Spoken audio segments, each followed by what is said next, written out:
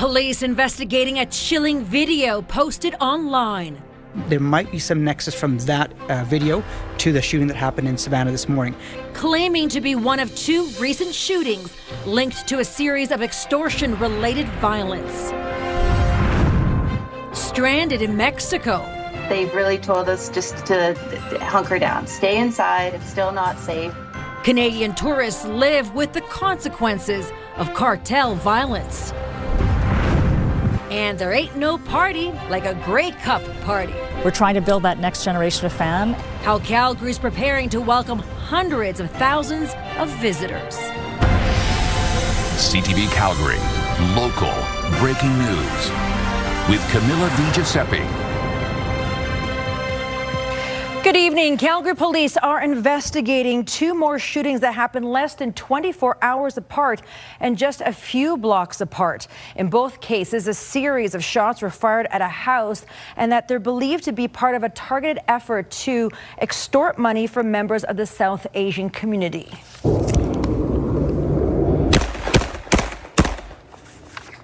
Calgary police say they are aware of this video circulating on social media, which the poster claims is one of the shootings in Saddle Ridge along Savannah Park, where a home is peppered with bullets. It appears to be recorded from the point of view of the person firing a gun multiple times into a home. Investigators have yet to publicly verify it. Our investigators at a preliminary analysis believe that there might be some nexus from that video to the shooting that happened in Savannah this morning. However, until we do a forensic examination and we chase down some of the evidence that's associated with the video, we can't conclusively say that at this time. Evidence markers outline the multiple bullet holes that pierced this house on Savannah Park Northeast. It looks a lot like the home that took gunfire in that video we just showed you. This one happened just after midnight today. Police say the lone gunman fled on foot. Then at around 2:45 Sunday morning, 2 suspects shot at a home on Saddle Ridge Drive and fled in a white sedan. Police confirm they had received several complaints from one of the shooting victims earlier this month, alleging they were being targeted. And as a result, the resident and their family were engaged in a CPS-led safety plan. As a matter of fact, we have a robust suppression and disruption plan, which we are running every evening and every night in the affected communities. And it's unfortunate that this situation happened despite the suppression plan being in place. Police say they've strategically increased their presence in affected neighborhoods, including when they patrol and how they're redeploying resources. CPS is now investigating 28 extortion-related cases. That's up from 21 from when a town hall was held in the Northeast earlier this month. Nearly half involve shootings. A wave of retaliatory violence has gripped Puerto Vallarta, Mexico, after the killing of cartel kingpin El Mencho by military forces. Global Affairs is telling Canadians in Mexico to exercise a high degree of caution. The violence has disrupted airline schedules and stranded many Calgarians. Jacqueline Wilson has more. Violence erupted on Sunday in Puerto Vallarta after a government military operation killed one of the country's most powerful drug cartel bosses, known as El Mencho. The cartels are still making their stand against government and trying to make people uneasy, and that's working. Canadian tourists have been told to shelter in place, including Calgarian Geraldine Vanderveen, who was on her way to church as the chaos started. As we're driving, we see all these pillars of black smoke around us, and then we thought, this does not feel right. Former CTV journalist Don Martin was on a whale watching tour and recalls the walk home from the docks. Weaving through the carnage, there was burnt buses and cars and stores that had been firebombed. The streets were like an apocalypse, empty. There was no one out there. Foreign Affairs Minister Anita Anand says her government wasn't warned about the military operations, but her Mexican counterpart expects the situation to normalize in the coming days. All Canadians in affected regions should heed the direction of local authorities and travel only when it is safe to do so. All Canadians traveling or living abroad are strongly encouraged to register with Global Affairs in order to receive timely updates. Already, over 26,000 Canadians have registered with Global Affairs, many eagerly awaiting an update. But for now, Sunday's violence and unrest seems to have calmed. The roads are still eerily quiet. We're seeing a few more cars drive now, a few more people walk, but they've really told us just to hunker down, stay inside. It's still not safe. Today, things are seem to be pretty calm. There's some cars going by. One little store is open next to us that literally had a lineup around the block to get some essentials, but everything else seems to still be in lockdown. Canada's ambassador to Mexico expects international flights to resume on Tuesday. Jacqueline Wilson, CTV News, Calgary. WestJet and Air Transat say they will resume flights to and from Mexico tomorrow, and Air Canada says it will do so on a modified schedule. Passengers are told to check their flight status before heading to the airport. Well, last week we told you the Premier was setting the stage for a large deficit to be announced this week. But today she was touting a big increase in spending that will also be in that budget. As Kevin Green reports, the Premier admits healthcare is a problem and she thinks more money is the solution. Monday, the Premier and her Health Minister announced Alberta will be spending $7.7 billion in the coming year to pay, recruit and train doctors. That's a $1.4 billion increase, or a 22% increase over last year. Doctors say the problem runs deeper than just money. Frontline staff, frankly, in Alberta are not engaged and involved in the very system that they are experts in running. It doesn't address those issues of demoralized staff and patient flow issues. Albertans are suffering.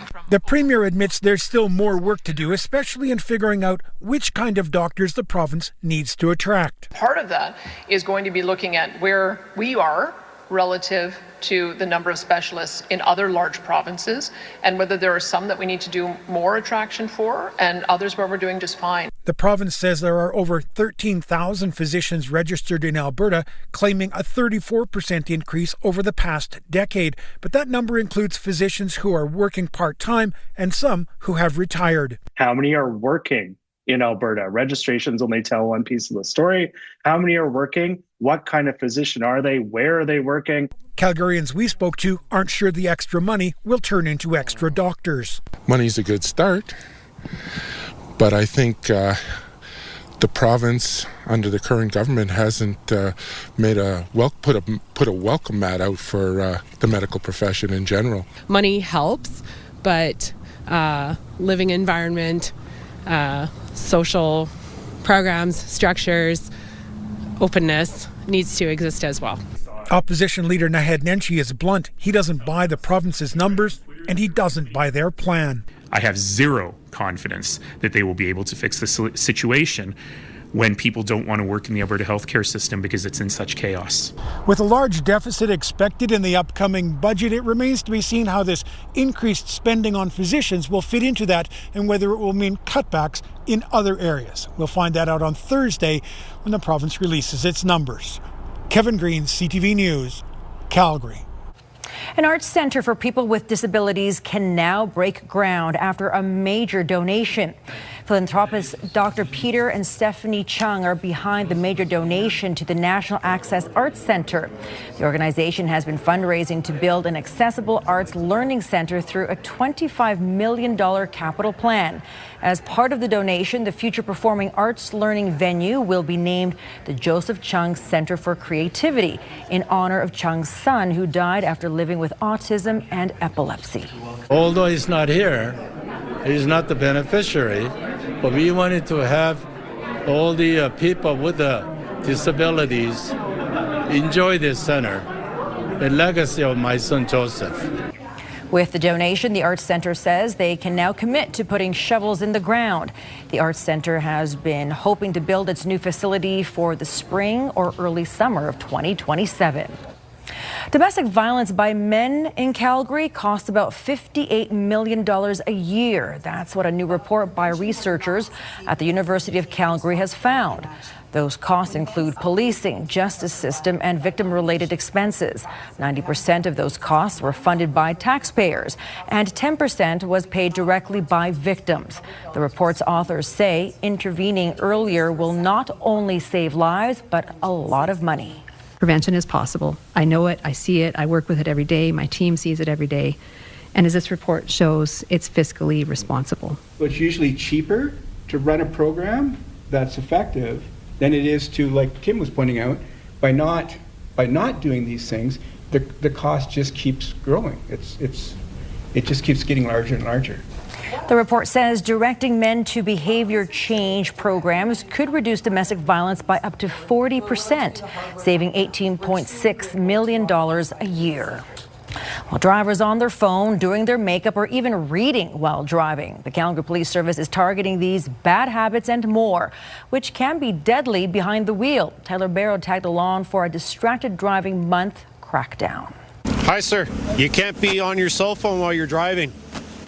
So you're going to pull over here to the right lane. Just like that, a $300 ticket and a loss of 3 demerit points for distracted driving.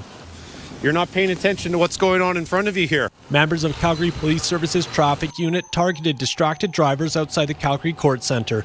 The location was chosen after observing problem drivers in the area. Now, the ticket you're receiving today is for driving on a vehicle on a highway while holding, viewing, or manipulating a cellular telephone. He had his cell phone on his lap, which had a GPS app open, and he was trying to manipulate the GPS to change where he was going. February marks Distracted Driving Month. CPS is watching for drivers using handheld electronic devices, entering information into a GPS unit, reading printed material, along with personal grooming. We're trying to make sure that people pay more attention to what's on the road so we can reduce the collisions with pedestrians and with other drivers. Between 2 locations Monday morning, 16 tickets were handed out along with 4 warnings. The original reason I stopped today was being on your cell phone and not wearing a seatbelt.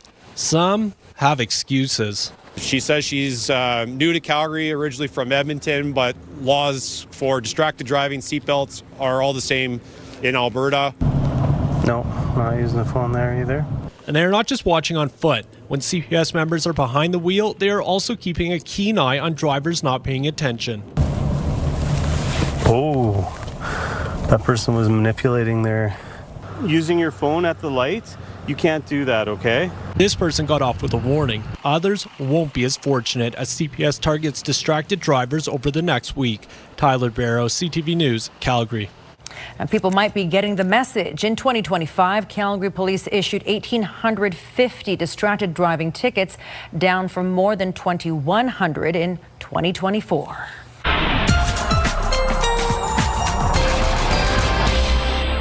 Danielle is in with our first look at the weather as we head into Tuesday. A very chilly start to the day. Yeah, be prepared for a cold start with a wind chill in the -20s. It will look bright outside, which may be a bit deceiving. You'll need a bunch of layers, the parka, all that kind of stuff for the morning hours.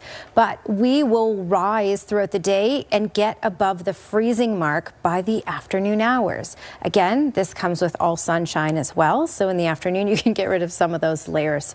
Your full forecast just ahead. Danielle, thank you. Transit users who pass through a Southwest Calgary C train station can now enjoy a fresh cup of coffee on their commute. Dobra Cafe is open at the southeast corner of the Westbrook C train station. It offers hot drinks, smoothies, pastries, and sandwiches. Even the mayor dropped by for a hazelnut latte. This storefront had been empty since the pandemic. The cafe is part of the city's plan to make stations more welcoming and convenient for Calgarians. What we did in the past is we had kind of the same vendor at every station. And as you've noticed with our first 2 storefronts, we haven't done that. We aren't going to put all our eggs in one basket, so to speak. We wanted to try again because Calgarians are asking for it. We see it in surveys, we're seeing it in reports, we're seeing it in social media, that they want to see these places be alive and vibrant and not just places to wait for a train or a bus. Dobra Cafe has a 3-year lease at the Westbrook location. In October, Calgary Transit opened an Inns Market location at the Bridgeland LRT station. Well, her name was Violet King and Calgary's first female black lawyer. Next, the new tribute in honor of King steps away from her family home.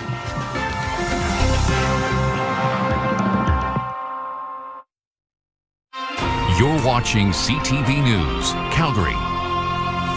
People rallied in response to the province's separatist movement this weekend. Alberta is Canada rallies were held in Calgary, Edmonton, and Medicine Hat Saturday. Organizers call it a grassroots movement pushing back against separatists. They say they have a message for the Premier. She needs to understand, along with others, that this is going to be a very difficult and complex road to go down. The treaties play a real vital role here, and it's the treaties that are at the main forefront of this. The queer community is an integral part of Alberta and Canada, and we will fight tooth and nail to maintain our sovereignty within Canada.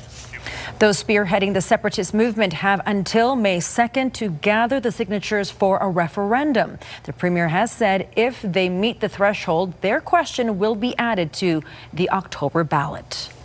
A new survey is giving insight as to how the rest of Canada feels about the Alberta separation debate. The survey by Angus Reid shows if it were possible, 79% of Canadians would block Alberta from separating. While Canadians don't have a vote, a constitutional amendment for provincial separation would need the approval of at least 7 provinces, representing 50% of the population. 1/4 of Canadians believe Alberta's provincial economy would improve with separation. 61% say it would have a negative impact. Nearly half of respondents also believe the U.S. would use economic or political means to compel Alberta to join the U.S. A Northwest park has been named in honor of Violet King. Violet King was born in 1929 and was Canada's first black female lawyer. She was the first black Canadian to obtain a law degree in Alberta and the first black person admitted to the Alberta Bar. The green space located across the street from her home on 7th Avenue Northwest now bears her name. It represents legacy, it represents our opportunities, it represents visibility, it represents a lot for us, knowing that somebody many years ago kind of paved this path forward for us. So the park was something that she and her family would have looked at from their living room window every day, walked by it every day, played in it, maybe utilized it in some way. King died in 1982 in New York. The Canadian Football League's biggest party is set to roll into Calgary later this year. The Grey Cup Festival will take over Stampede Park ahead of the big game, and the aging McMahon Stadium will even see some upgrades before players hit the field. Jordan Canigan reports. The Grey Cup is coming to Calgary for the 6th time, and it's bringing a big celebration with it. It gives us a chance to showcase the city of Calgary and everything that we've built over the last 100+ years. A week-long Grey Cup festival will take place at Stampede Park with concerts and events slated for the new BMO Centre and Big 4 Roadhouse. Success is new football fans. We're trying to build that next generation of fan, and that's one of the focuses of the festival as well, so that we can get people engaged to support the Canadian Football League. It'll bring about 350,000 people and a $50 million economic boost to the city.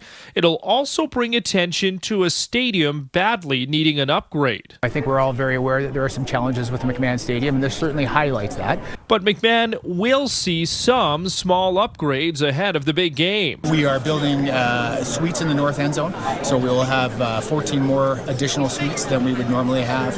The concourses will be built out into the parking lot to create more space for food and beverage and more access and to make it a safer spot. So there will be a lot of fundamental changes to the stadium. Still, the provincial government acknowledges it needs more. Either the 66-year-old stadium needs a major refresh or a replacement. In fact, we struck a committee that I'll be chairing to actually raise all this older sport infrastructure that needs and the dire need of support or rebuild or renovations, right? But we need federal support as well to fix our infrastructure in the province. Calgary will host the 113th Grey Cup on November 15th. Jordan Canigan, CTV News, Calgary. And tickets for the Grey Cup go on sale May 4th. Up next, Danielle has your full Skywatch forecast. And temperatures are rebounding a bit before we start to cool off again, and snow's in the forecast too.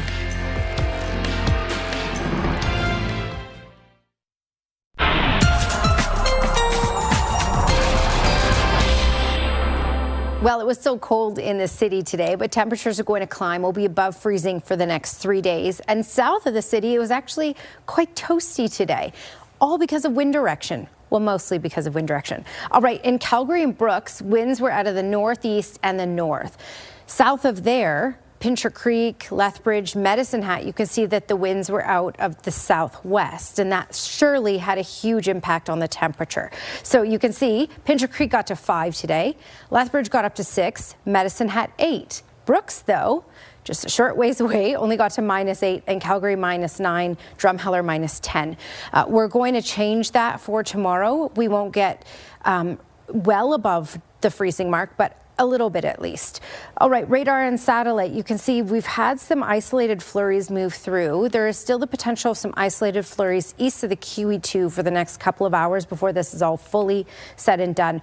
This is not a significant snowfall. It's just a light dusting, trace amounts in most areas, if that at all. And then this is out of the way. The significant snowfall is later this week, and I'll show you that in the longer range in just a second. All right, 2 degrees is the temperature for tomorrow, with the wind chill in the morning, though, feeling more like -24. So it's a cold start, lots of layers, because then you can remove lots of those layers by the afternoon hours when we get up to 2 degrees and have lots of sunshine. The sunshine continues for the next few days. 7 degrees is our high for Wednesday and up to 8 for Thursday.